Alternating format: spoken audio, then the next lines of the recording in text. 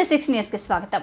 సంపూర్ణ అభియాన్ కార్యక్రమాన్ని విజయవంతం చేయాలి. జిల్లా కలెక్టర్ జితేష్ వి పాటిల్ నీతి ఆయోగ్ ఆస్పిరేషనల్ జిల్లా మరియు ఆస్పిరేషనల్ మండలం కార్యక్రమంలో భాగంగా మంగళవారం జిల్లా కలెక్టర్ జితేష్ వి పాటిల్ ఐడిఓసి కార్యాలయంలోని సమావేశ మందిరంలో సంబంధిత జిల్లా అధికారులతో సమీక్ష సమావేశం నిర్వహించారు. ఈ సందర్భంగా వారు మాట్లాడుతూ ప్రజలకు కావలసిన విద్య, వైద్యం, పౌష్టిక ఆహారం, వ్యవసాయం, సామాజిక అభివృద్ధి తదితర అంశాలలో జిల్లా గుండాల మండల పురోగతిని అడిగి తెలుసుకున్నారు.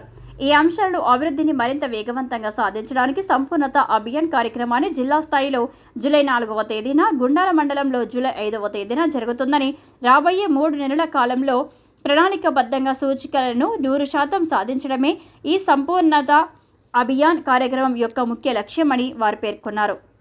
ఇందుకు సంబంధించిన ఏర్పాట్లను సంబంధిత జిల్లా అధికారులను అడిగి తెలుసుకున్నారు.